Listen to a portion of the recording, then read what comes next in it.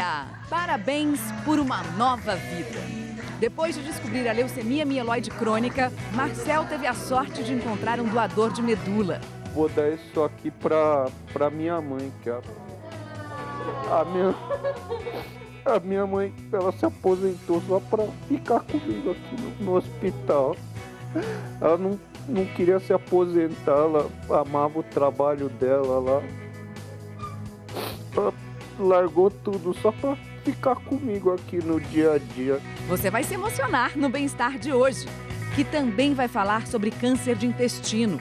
A Viviane descobriu a doença assistindo o programa. Essa irregularidade, ela não é desejável e ela pode estar relacionada a uma doença do intestino. Quando eu assisti o programa, que eu vi esse médico falando esses sintomas, aí que a gente começou a correr atrás de todos os outros exames.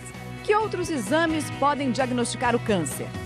Você sabe reconhecer os sinais do teu corpo quando algo não está bem? 2 médicos vão ajudar a gente hoje. O cirurgião do aparelho digestivo, nosso consultor, Dr. Fábio Atuí, e também a oncologista do trato gastrointestinal, doutora Fernanda Caparelli. Você tem dúvidas, histórias para contar? Escreve pra gente. Usa a hashtag Você no Bem-Estar ou liga 40022884. O que você faria para ter sua vida de volta?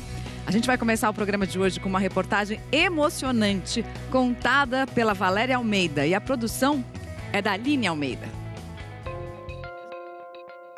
Uma dor na barriga. Marcel pensou ser uma hérnia e procurou ajuda médica. Depois de alguns exames, o diagnóstico foi devastador: leucemia mieloide crônica. A hora que descobre, né, que parece que você perde o chão e você não sabe para onde você vai levar a sua vida dali para frente. Você não sabe se aquela doença tem uma cura, tem um tratamento, né? A leucemia é um tipo de câncer que começa na medula óssea, tecido responsável pela fabricação de todos os elementos do sangue. A doença causa um prejuízo enorme na imunidade e nas funções do corpo. A força para encarar a notícia, o Marcel encontrou na família. Eu me senti muito abraçado. Tenho um filhinho pequeno de 4 anos, ele me ajudou pra caramba a ter essa força de vontade de querer ir atrás e buscar a cura da minha doença, né? O tratamento começou há 1 ano e meio. De lá pra cá, foram muitos remédios e alguns avanços. Só que não o suficiente para curá-lo. O problema é que muitas leucemias elas se tornam resistentes com o tratamento. Por exemplo, nós estamos dando um remédio e a leucemia ela provoca na sua progressão o aparecimento de umas mutações e com isso criam resistência à quimioterapia. Nessa situação, a única maneira de se curar hoje em dia uma leucemia seria com o transplante de medula óssea. É o caso do Marcel. A gente sabe que encontrar um doador compatível não é fácil. E ele teve a sorte de achar um dentro de casa, o irmão caçula. Para mim foi uma experiência que jamais vou esquecer, uma coisa que marcou nossa história juntos aqui, nosso laço como irmãos. E uma honra para mim poder ceder a medula para ele, né? Acho que para mim foi uma experiência que eu não esperava e agradeço por ela. Hoje é o dia do transplante, de receber o presente dado pelo irmão. Tô ansioso, a gente contando os dias para dizer que agora eu tenho uma medula nova e uma vida nova pela frente, né? Quando nós trocamos a medula óssea por uma medula nova e que nunca viu essas células doentes, ela vai passar agora a reconhecer.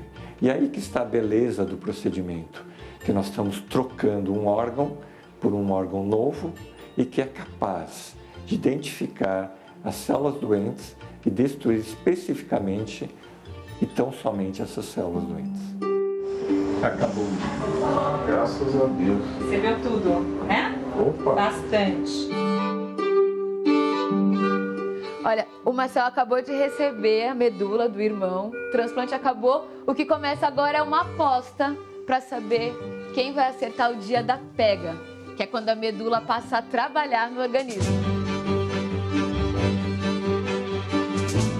Boa sorte. Obrigado.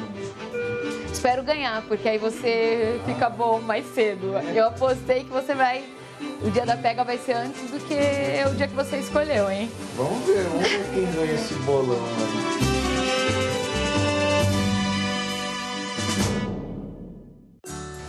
Hoje faz 14 dias que o Marcel foi transplantado. Tô voltando aqui para saber como é que ele tá. Licença. Oi, vim te visitar. Posso entrar? Pode. Licença. Desde que eu tô aqui, já vai fazer quase um mês já que a gente já tá que eu tô internado aqui. Eu perdi todos os cabelos por causa da quimioterapia, passei por muita febre, vômito, passei por muita coisa, mas eu acho que isso é o de menos. O mais importante é eu ter uma chance de eu ter a minha vida de novo. A pega costuma acontecer entre o 14º e o 21º dia. E o marcador que vai identificar isso são os neutrófilos. Quando o paciente fica com 500 neutrófilos por 2 dias consecutivos, nós chamamos que essa medula enxertou e no jargão médico nós chamamos de pega medular. Olha, eu tô bem ansioso, eu vou ser bem sincero, viu? Eu espero que seja o mais rápido possível. Olha, o que eu tenho aqui são os resultados de exames. Olha, vamos comemorar essa pega da medula? Meu Deus! Eu trouxe, ó.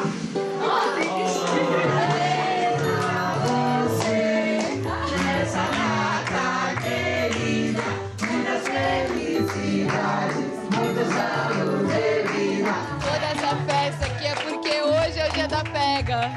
Agora a medula tá funcionando. Olha, eu vou pedir desculpa pra todo mundo, até pro meu irmão, viu? Mas eu vou dar isso aqui pra minha mãe. A minha mãe, ela se aposentou só pra ficar comigo aqui no hospital. Ela não queria se aposentar, ela amava o trabalho dela lá.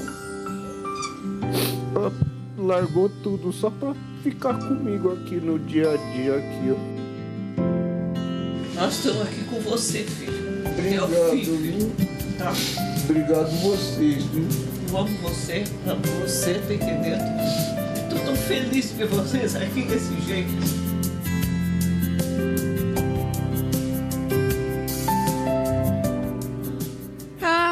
Ai, todo mundo aqui teve que respirar mais fundo, né, doutor Fábio, para não chorar, porque é muito emocionante, né? Olha a mensagem que chegou da Evelyn. Que história inspiradora e maravilhosa para agradecer e lutar pela vida. Força, Marcel!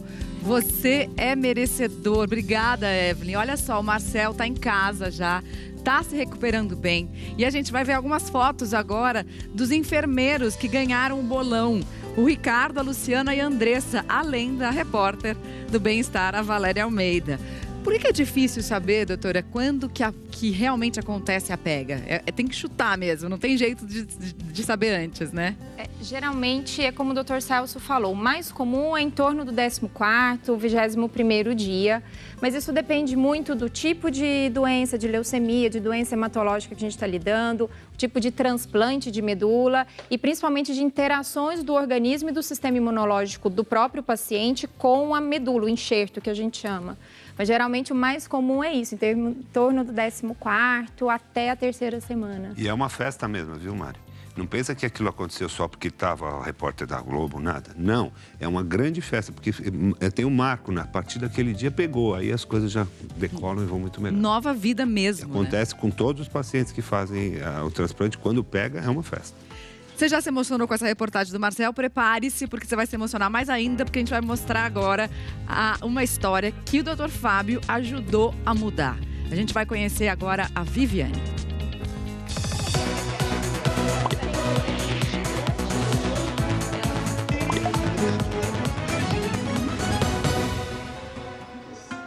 A Viviane passou 2 anos com uma interrogação na cabeça. Procurou várias especialidades porque achava que tinha um problema no estômago. porque sentia muitas dores abdominais e cólicas também. Os médicos até pensavam que era só uma infecção e não pediram nenhum exame. Até que em novembro do ano passado, a Viviane estava acompanhando ao Bem-Estar na sala de casa e ouviu uma informação valiosa. Tem uma irregularidade no teu hábito intestinal. Você não consegue ter um padrão. Então você pergunta, você tem intestino preso? Eu não sei. Às vezes eu estou com diarreia, às vezes eu estou preso. Sei. Então essa irregularidade, ela não é desejável. E ela pode estar relacionada a uma doença do intestino. Quando eu assisti o programa que eu vi esse médico falando esses sintomas, aí eu fui pedir para minha ginecologista na época dar um pedido de sangue oculto nas fezes, que eu vi o médico falando que era para começar por aí, por esse exame. E aí deu positivo. Foi aí que a gente começou a correr atrás de todos os outros exames. O resultado da biópsia saiu no começo deste ano. Viviane estava mesmo com câncer no cólon retal e a doença tinha se espalhado para o fígado. No começo é difícil, né? Porque eu tenho 3 filhos, então a gente pensa neles. E como eu tive uma prima já há uns 3 anos atrás que faleceu de câncer, eu achava que eu ia morrer. Ela começou o tratamento logo depois e de lá para cá... A partir da primeira sessão de quimioterapia já melhorei muito. Já conseguia me alimentar melhor, já conseguia não ficar tanto tempo mais deitada, que eu ficava muito tempo deitada. E hoje estou muito bem, graças a Deus. O caminho não é fácil, mas novos exames já apontaram que os tumores regrediram e a família toda segue firme na luta contra a doença. A gente faz tudo para ela se sentir bem, para ela estar feliz, fazer as coisas que ela gosta, muitos amigos perto, com que ela esqueça um pouco essa doença e lute mais pela vida, tenha mais vontade de viver. O papel do Bem-Estar foi essencial na vida da gente, porque se tivesse demorado mais para descobrir a doença da Viviane, talvez a gente nem estivesse aqui agora, uma família junto, unida. Não entreguei nunca e não vou me entregar. Luto todos os dias. Recebi muita mensagem, muito carinho, muitas orações. Então isso ajuda a gente a continuar lutando em busca da cura. Certeza que você vai receber mais mensagens, mais orações, mais carinho. E a gente queria dizer aqui, representando toda a equipe do Bem-Estar, que depoimentos como esse fazem a gente realmente sentir que o nosso trabalho vale a pena e que o outro lado, quando vocês topam falar com a gente também, ajuda a inspirar milhares de pessoas, milhões de pessoas que estão assistindo a gente, salvar outras vidas, não é isso? Muito emocionante. Tem uma dúvida do nosso auditório virtual sobre os sintomas mais frequentes para a identificação do câncer de intestino. Vamos começar a falar então, vamos começar por esse aqui. O Dr. Fábio já falou algumas vezes dele aqui no Bem-Estar. Vamos ver quais são os sintomas. Sangramento. O que o sangramento significa? Olha, Mari, o sangramento no intestino tem que ser um sinal de alerta. Como é frequente, por causa de problemas no ânus, como hemorroida, como fissuras, você encontrar às vezes um pouquinho de sangue nas fezes ou no papel, quando vai ao banheiro, as pessoas dão pouca importância para esse sinal. Esse sinal é muito importante. A mucosa do intestino, o lugar onde tem a lesão, pode...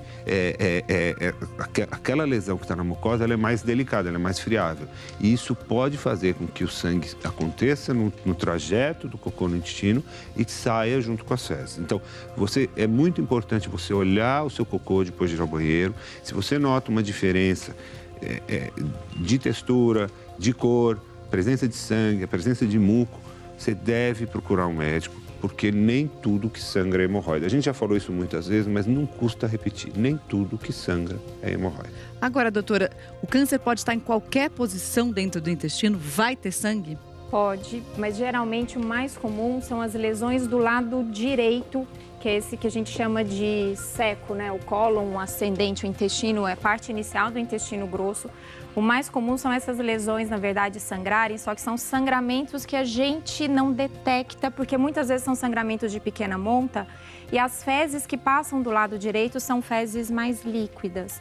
Geralmente, os tumores do lado esquerdo que sangram, e o tumor mais incidente, a localização mais incidente é do sigmoide, que é essa região em S que a gente chama, Esses tumores, quando sangram, eles chamam a atenção do paciente, porque é o sangue que o paciente vê no vaso sanitário, que ele eventualmente vai se limpar com papel higiênico e nota o sangue no papel higiênico. Mas, na verdade, qualquer localização do intestino pode ter sangramento, desde que essa lesão que esteja ali na mucosa, que é o revestimento interno do intestino, esteja, como o Fábio falou, friável, machucada, as fezes mais ressecadas passam e isso propicia um sangramento maior. E às vezes o sangue do lado direito é tão intenso e ele não é visualizado que o sintoma que o paciente sente é anemia, fraqueza. As pessoas falam, nossa, você está pálido, você começa a ficar cansado para ir fazer uma compra, para ir fazer a sua atividade do dia a dia. Então esse sangue é mais crônico, enquanto esse sangue é um sangue que é mais visível no vaso sanitário. Então já falamos de 3 sintomas aí importantes, né? Sangramento nas fezes, anemia e cansaço, aquela sensação de que você está mais cansado. Vamos falar de mais um aqui, que agora a gente vai abrir essa tampinha aqui, perda de peso. Por que uma pessoa que tem um câncer no intestino começa a perder peso? Como qualquer tumor, na verdade, a perda de peso ela é um reflexo geralmente de um tumor mais avançado, de um volume de doença um pouco maior. E para nós médicos esse é um sintoma de alerta importante, eventualmente até para doença fora do intestino, que é o que a gente chama, por exemplo, de doença metastática. A gente pode ter perda de peso por um tumor que atrapalha a absorção dos nutrientes? Até pode, mas geralmente é por vários aspectos de fatores que o próprio tumor produz, como fatores inflamatórios, que reduzem o apetite e fazem com que a pessoa tenha uma perda de peso mais importante, que geralmente para a gente é expressa por pelo menos uma perda de 10% do peso habitual do paciente, pelo menos no intervalo de tempo de 6 meses. Então isso pode acontecer com pessoas de qualquer peso. A pessoa pode ser magra, pode ser mais gordinha, qualquer peso isso pode acontecer. A diferença é mais importante do que o valor absoluto. Então, quanto se perdeu e o período que se levou para perder. O tumor consome energia. Então, independente do corpo, ele vai se dividindo e vai consumindo energia. Então, ele rouba essa energia do indivíduo. Além disso, ele tira a fome. Então, a pessoa come menos e gasta mais energia. Vamos para a próxima aqui. Vou levantar a outra tampinha. Vontade de ir ao banheiro sem existir o cocô. Esse é um sintoma que tem uma característica bem interessante. O reto da gente, que fica essa região final do intestino grosso, o reto ele tem a capacidade de perceber a vontade de ir ao banheiro. Então, quando o cocô chega lá, ele se distende e ele manda uma mensagem para o cérebro: eu quero ir no banheiro. Essa comunicação, ela é importante para você poder controlar as suas funções fisiológicas. Quando você tem um tumor ou uma inflamação nessa região, essa mensagem pode ir errada para a cabeça. Então, o tumor está lá, ele distende o reto e o corpo fala: quero ir no banheiro. Aí você vai, faz força, não tem cocô para sair. Por quê? Porque, na verdade, é o próprio tumor que está causando essa sensação, essa percepção de vontade de ir ao banheiro. Então, isso o povo chama de puxo. Nós, médicos, chamamos de tenesmo. Mas, no fundo, é a mesma coisa. É uma percepção errada da vontade de ir ao banheiro. E tem também uma percepção que é similar, que é a sensação de evacuação incompleta. O cara vai ao banheiro, ele termina de ir no banheiro e fala: escuta, eu queria fazer mais, mas eu não consigo fazer. Parece que sobrou alguma coisa. Parece que faltou. E às vezes dá vontade de ir no banheiro, há prestações que a gente fala. Faz um pouquinho, aí faz mais força, faz mais um pouquinho. Isso pode ser sinal de uma inflamação no reto. E essa inflamação pode ser um tumor ou pode ser outra coisa, mas é uma doença no reto que causa esse tipo de sintoma. Tem que investigar. Tem mais uma dúvida aqui que chegou, vamos ver, da Paloma. Meu marido frequentemente tem dor de estômago, diarreia, perda de apetite e às vezes sente vontade de ir ao banheiro e não sai nada. Devemos nos preocupar? Ela tá falando de várias coisas, né? Vamos ver quais tem que se preocupar? Tem. Tem, mas não tem, porque se é frequentemente, provavelmente não é nada tão grave assim. Se isso está acontecendo num período de tempo longo, por muito tempo, provavelmente não é um tumor. Mas acho que vale investigar, porque ele tem muitos sintomas do aparelho digestivo. Sinais de alerta, né? Então, acho que sim, acho que vale investigar. E aí, nesse caso, a gente vai sugerir 2 exames, né? Que são exames fundamentais aqui para a detecção de um problema mais sério no intestino: o sangue oculto nas fezes e a colonoscopia. Vamos falar um pouquinho de cada um deles, comparando, assim? Então, começando pelo sangue oculto. Deixa eu passar uma régua embaixo antes, Mari, por Claro, favor. claro. O que acontece é o seguinte, existem as pessoas que não têm sintoma algum. São aquelas pessoas que você pergunta, você está sentindo algum problema? Não tenho nada, não estou perdendo peso, meu hábito intestinal não mudou. Essas pessoas, algumas delas, precisam fazer exame de prevenção do câncer de intestino. E o exame de prevenção de câncer de intestino pode ser feito através da pesquisa do sangue oculto nas fezes ou através da colonoscopia. Quando a pessoa tem algum sintoma, dependendo do sintoma, o médico vai escolher um exame adequado para investigar aquele sintoma. Então, daqui a pouquinho a gente vai falar mais sobre isso. Qual é o exame? Quando escolher determinado exame? E vamos falar também sobre um dia incrível dentro do hospital. Você já pensou? Esqueça tudo o que você já ouviu falar sobre comida de hospital. Você vai ver o que vai acontecer daqui a pouco. A gente volta já já. Oi. Ai, olha aí.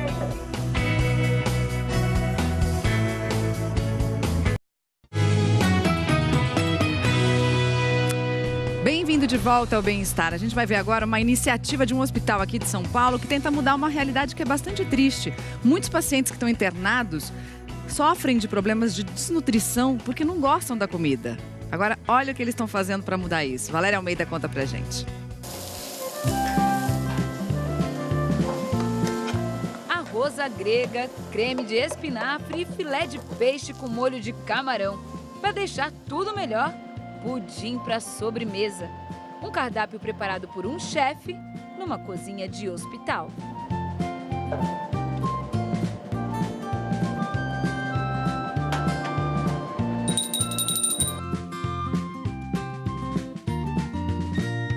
Nesse hospital em São Paulo foi criado o Wish Day, o dia em que é realizado um desejo gastronômico de um paciente internado no setor da oncologia, que, em geral, tem uma série de restrições alimentares. Por vários motivos, os nossos pacientes, ao longo da internação, podem desnutrir. Muito tempo para iniciar a dieta ou muito tempo, essa dificuldade de entender aquela dieta naquele momento de internação, então essa baixa aceitação da dieta hospitalar, gera índices cada vez mais altos de desnutrição hospitalar, que muitas vezes não são nem percebidos pela própria equipe. Para evitar que isso aconteça, o hospital resolveu fazer surpresas para pacientes internados há muito tempo e que já podem ter alguns alimentos introduzidos na dieta. A gente percebe um outro momento desses nossos pacientes aqui, como se fosse uma disposição maior, até como participante bem efetivo no tratamento. Então, é um dia, mas é um dia extremamente marcante. O eleito da vez é o seu Ivo, que está internado há 2 semanas. Minhas plaquetas, que o mínimo desejável seria 150 mil, eu estava com 16 mil. Daí a pouco caiu para 4 mil. Ou seja, sem resistência nenhuma, né? E assim, uma dose muito alta de cortisona que ele está tomando, que acaba elevando muito o açúcar no sangue. Aí o que aconteceu? Desenvolveu diabetes. Devido a isso, ele tem as restrições alimentares. O pudim, por exemplo, faz tempo que ele não come, mas hoje ele vai poder. Oi. Opa! Como vai? Tudo bem?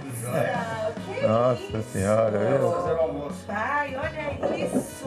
Eu tô vendo, viu? Temos um prato que o senhor gosta. A gente não pode começar pelo pudim, viu? Tem que ser por último. Foi ótimo. Nossa Senhora, viu? E aqui tem um molhinho de camarão. Chefe, que maravilha! Muito bonito, viu? De fato, é uma surpresa, não esperava essa, né? Obrigado. Muito obrigada mesmo. Foi uma bela surpresa. Que bom, que bom. Fiquei feliz de participar disso. Eu também. Obrigada. Obrigado, Bom apetite. Obrigado. Obrigado. Bom, né? Poder pedir o que quer no hospital. Bom. Você viu a louça? Que bonito. É.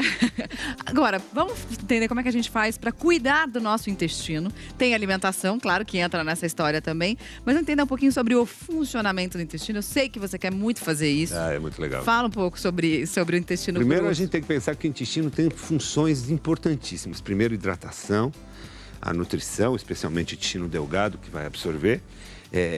E também proteger o nosso corpo, porque ele tem uma barreira que impede que as bactérias que estão dentro do intestino passem para o corpo. Então, ele é uma barreira também. Então, o intestino é importantíssimo e cada vez mais a gente descobre coisas novas que o intestino faz. Cuidar do intestino, vamos fazer, que eu tô louco para fazer isso. Faz. Vai representar o intestino grosso, que tem aí mais ou menos aí, quanto tem aqui? 1 metro? 1,5 metro. 1 metro e pouco? Então, isso aqui está representando o intestino, né?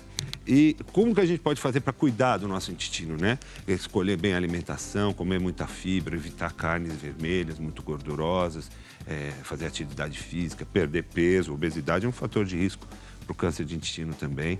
E, principalmente, ouvir nosso corpo. Se nosso intestino está funcionando bem, se a nossa evacuação está indo bem, se a gente está comendo legal, se a gente está... Isso vai construindo uma saúde como um todo. O intestino é uma das partes dela. Tem dúvida do nosso auditório virtual? Vamos ver aqui a pergunta da Denise. Meu esposo tem todos os sintomas falados no programa, porém foi diagnosticado com retocolite crônica. Essa doença pode virar um câncer? A retocolite crônica é um dos tipos de doença inflamatória intestinal. O Dr. Fábio tem uma vasta experiência com isso. Aumenta-se muito o risco de tumores de intestino grosso, de cólon, com a retocolite, principalmente à medida que o paciente ele vai caminhando ao longo dos anos e desenvolvimento da doença. Então, essa é uma doença que precisa ter um controle, um rastreio muito específico, ou seja, o tempo de fazer, por exemplo, a colonoscopia de rastreio para alguém que tem doença inflamatória intestinal é diferente da população no geral que não tem fator de risco. Vamos explicar isso no próximo bloco, então. Tem mais uma dúvida que a gente vai responder também daqui a pouquinho. Olha só a pergunta da Vanessa. Quem tem hemorroida tem mais chance de ter câncer de intestino? Vanessa, a gente responde já, hein?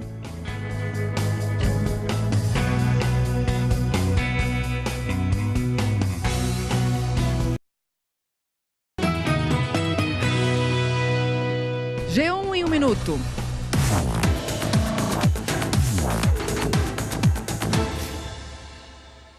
Olá pessoal, o juiz Sérgio Moro participou agora de manhã em uma reunião na casa de Jair Bolsonaro no Rio de Janeiro. Essa reunião foi para discutir um convite para que Moro assuma o Ministério da Justiça ou uma eventual vaga no Supremo Tribunal Federal. Mais cedo, durante o voo vindo de Curitiba, Moro disse que ainda não tinha nada definido e que o país precisa de uma agenda anticorrupção e anticrime organizado. Ele foi visto agora há pouco saindo da casa de Bolsonaro, mas não falou com a imprensa. A gente está acompanhando tudo por aqui. E na Indonésia, as autoridades recuperaram uma das caixas pretas do avião que caiu com 189 pessoas a bordo nesta segunda-feira. O equipamento vai ajudar a esclarecer o acidente. O avião caiu no mar minutos depois da decolagem e ninguém sobreviveu. E o Consulado de Portugal aqui em São Paulo voltou a receber pedidos de cidadania portuguesa depois de suspender a emissão por 2 semanas. O consulado falou que estava sobrecarregado por conta do número crescente de novos pedidos desde o fim do ano passado, Mari. Obrigada, Cauê, pelas informações. Bom trabalho para você. Você está aí amanhã ou está de folga? Estou aqui amanhã, estou de plantão no feriado todo. Então, nos vemos amanhã. Até lá. Até amanhã. Até. Obrigada, valeu. Lembra da pergunta, gente, que a gente tinha do nosso auditório virtual, da Vanessa? Quem tem hemorroida tem mais chance de ter câncer do intestino, doutora Thuy? O que acontece é o seguinte, Mari. Quando o cara tem hemorroida, às vezes sangra um pouquinho na hora de ir no banheiro. Aí ele acostuma com esse sangue. Então ele deixa de se assustar, de se preocupar quando ele vê o sangue. Então, se ele tiver um câncer de intestino e esse câncer de intestino sangrar, ele não vai dar importância devida a esse sangue. Então, assim, ter hemorroida não causa câncer, mas pode estar relacionado porque pode atrapalhar, pode desensibilizar, pode deixar a pessoa menos sensível à visão desse sangue. Por isso que é super importante fazer exames para rastrear essa doença que, quando você descobre, pode ser prevenível. Olha que maravilha. Vamos falar um pouquinho, então, do sangue oculto nas fezes e também da colonoscopia. Quando fazer? De quanto em quanto tempo fazer? Primeira coisa. Eu acho que o mais importante é salientar que é um tumor extremamente incidente e que fazer esse rastreio a partir dos 50 anos, hoje em dia ainda no Brasil é aos 50, mas tem uma tendência mundial a antecipar para os 45. Então a gente tem basicamente opções como sangue oculto, pesquisar sangue oculto nas fezes uma vez por ano, ou colonoscopia a cada 10 anos, obviamente se essa colonoscopia for normal, não tiver muitos pólipos e dependendo da característica desses pólipos. Então, só passando rapidinho aqui, o sangue oculto nas fezes é um exame sem risco, o preparo é mais simples, a amostra pode ser colhida em casa, e isso que a doutora falou, então pode ser feito todo ano. Preparo mais simples, quer dizer, não é um preparo que tem que limpar o intestino, não. É só uma dieta que você tem que fazer no dia anterior. Porque o preparo da colonoscopia, todo mundo sabe que é chato de fazer. Chato, mas também não é nada demais, né? E a colonoscopia tem essa questão de que permite analisar material em biópsia e até tirar pólipos, né, doutora Thuy? Quando você encontra uma lesão durante a colonoscopia, essa lesão ela pode ser retirada, ela pode ser analisada, e isso dá uma vantagem para a colonoscopia. O que se pode fazer de uma maneira interessante é fazer o sangue oculto, e naquelas pessoas cujo sangue oculto nas fezes der positivo, você faz uma colonoscopia. Lembrando, então, a recomendação aqui no Brasil, a partir dos 50 anos, fazer rastreio de câncer de intestino. Se você tiver parente com câncer de intestino, começar antes. Obrigada pela participação de vocês, foi um grande prazer. Acho que a gente esclareceu várias dúvidas, ficaram outras, mas tem mais na nossa página na internet, g1.com.br/bem-estar, e tudo lá se você perdeu no Globoplay. Confere de novo os detalhes. Vem aí, Fátima Bernardes, com mais um encontro. Se cuida, porque a gente está aqui te esperando amanhã, hein?